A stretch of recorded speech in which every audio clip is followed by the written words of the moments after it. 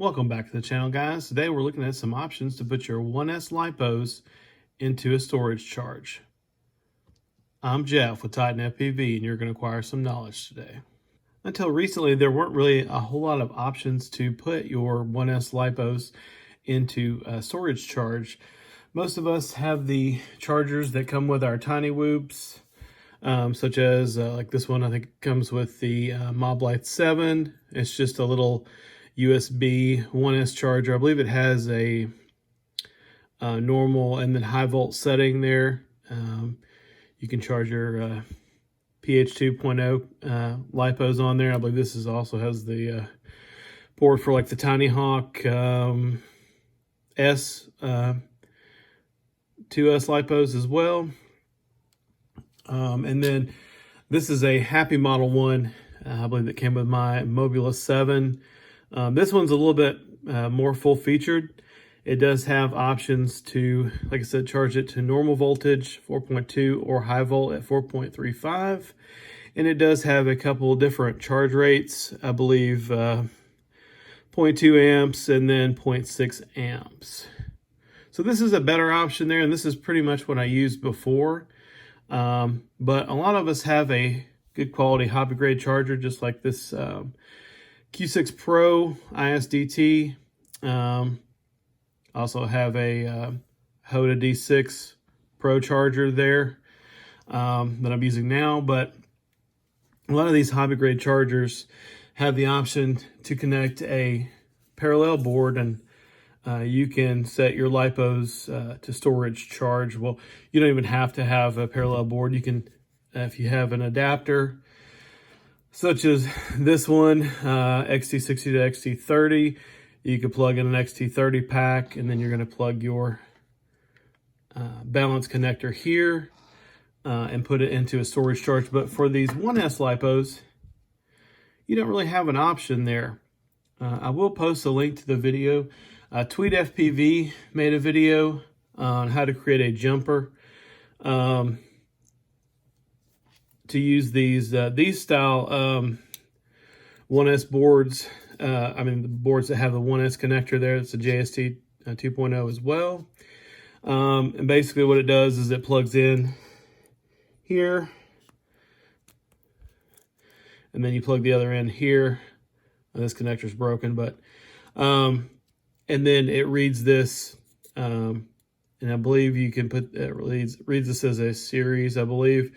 So depending on how many you connect there, it will read like a 1 cell, 2 cell, so on and so forth there. But a lot of you aren't comfortable with making connectors like this, especially if you're new to the hobby. So that may not be a safe option.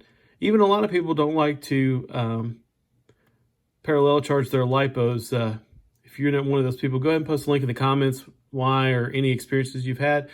Personally, knock on wood, I haven't had any bad experiences there, but you do always want to be aware when you're charging your Lipos. You don't want to run off. You want to be in the same room there. And then if you have a ammo tin or a Lipo fireproof bag, you want to keep them in there because you don't want to start any house fires or anything like that. So always want to be safe, guys. And these Lipos are awesome. They're easy to use, but they can be quite dangerous if you're not careful. First off, I picked up this flying sandal board. I picked up both of these from Race Day Quads. This one first. And this one allows you to charge 4 1S Lipos. And it reads this in series. So where this is different, where if you were charging multiple like XT30 packs, say you had two 300 milliamp hour 2S. So for a 1C, you would add those together. So that would be 600 milliamp hours. So you would charge at 0.6 for 1C for 2 packs. This one, you're going to charge them at whatever the pack is rated for. So 1C for 4 of these batteries, it's going to read like a 4S 650 in this case. So you would charge at 6.5 amps, which most of us are going to have that setting there on our charger. I believe mine only rounds up to the 10th. So you would either charge it at 0.6 or 0.7 amps for a 1C charge. And this charger is great. Only downside I can note is the 3D print is pretty horrible. I don't know if it was a noob printing this off, but that's not a big deal because this one doesn't even have a print on the bottom, but it's something I did notate there, that the print quality is pretty subpar. But anyway, other than that, it's a pretty great product there. When you're charging a series, you want to charge 4 650s. Now, whereas if you're, charging a 4-packs here, as long as they're 3S, right? You've got a 300, a 400, and another 300. You would just still add those capacities, right, to charge at 1S there. As long as the voltage are, I believe, within 0.1 volt, that wouldn't be an issue there. But with this one, because it reads it like 1 pack, I would definitely charge, the same size LiPo. I was hunting around on Newbie Drone, and I had seen some hype about this fractal engineering board in the works here. They had it directly from their website. I think they had a pre-order, but they sold out very quickly. And these came in stock. This board, the Flying Sand, I believe was $14.99 at RDQ. I picked this one up for $12.99 at Newbie Drone. I don't think RDQ has these yet. You do have an option if you have a BT2 connector. I don't, but I know a lot of you guys run those beta FPV connectors and you prefer them on your 1S quads. You can solder those in as well. But this one comes with the PH 2.0, and that's what I use on the majority of my whoops. So it does come with a jumper. It actually comes with 2 of these. I believe a sticker and whatnot. But the main takeaway from this one is you can plug in just 2 packs or just 1 pack, right? So if you just want to charge 1 pack to storage voltage or charge it, period, you just set the jumper to the corresponding spot. So for 1S, you're going to set it on the first one, 2, 3, 4, 5, up to 6S, so on and so forth. Now this one does recommend charge at a max of 1.5 amps. I haven't tried to charge more than that, but I would not, as that's what the manufacturer recommends, so you want to be safe always. But this is a good quality board. It's been working out well for me. I'll go ahead and connect the packs and show you how it works.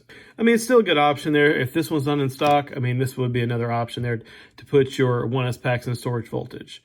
I know that they are cheap, but I mean, a lot of us still have money to go around, buying batteries after they're puffed. So always a good idea to put them in storage voltage, no matter what size LiPo they are. I'll show you the fractal engineering one first, and then I'll show you the difference with the Flying Sandal there. So as we see, we've got a 1 cell.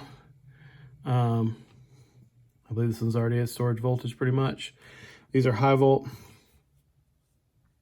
If I wanted to swap this over to a 2 cell, it's as simple as, this is not very convenient here. Forgive me. All right, and then for a 2 cell,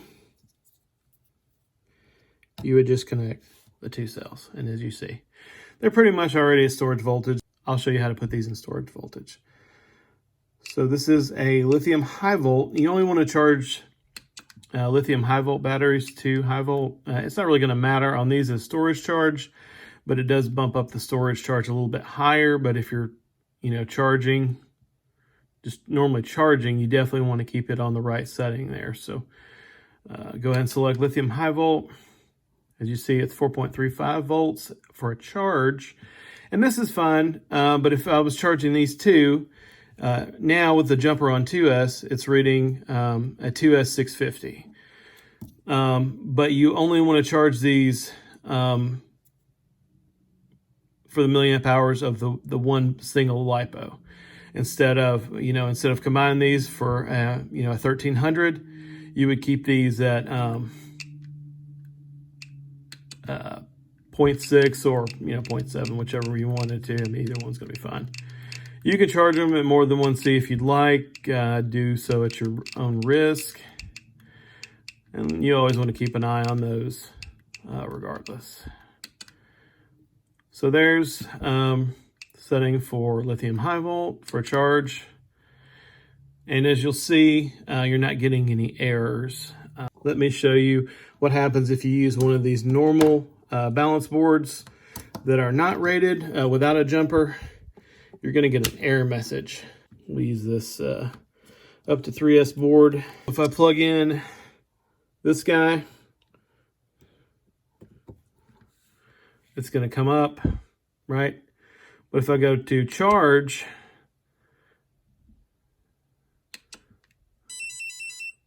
it's going to give me an error message. And that's just because this parallel board is not set up to charge those 1S Lipos. And if you're going to storage charge,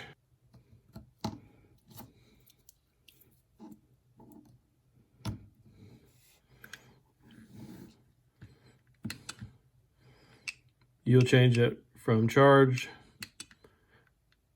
to storage.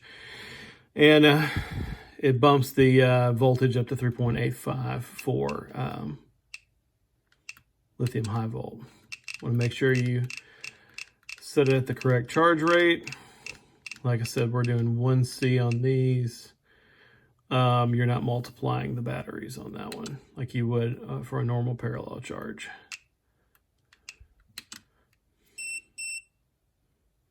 They're already at storage voltage, so it's telling me that they're done. All right, the flying sandal works similarly, but I wanted to show you a couple of differences there with this board. So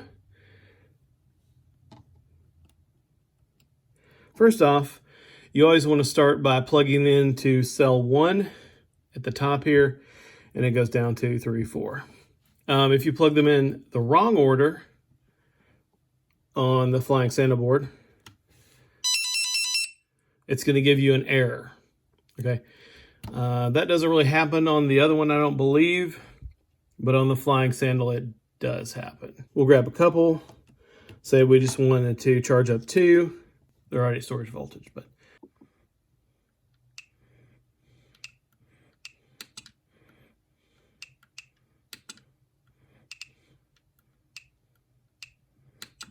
all right.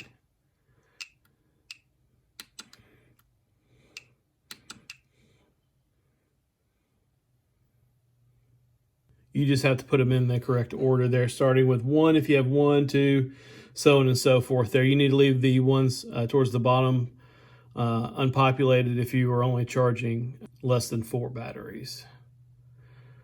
So these are 2 viable options there. Like I said, the flying sandal and the fractal engineering. I'll post links in the video description for both of these.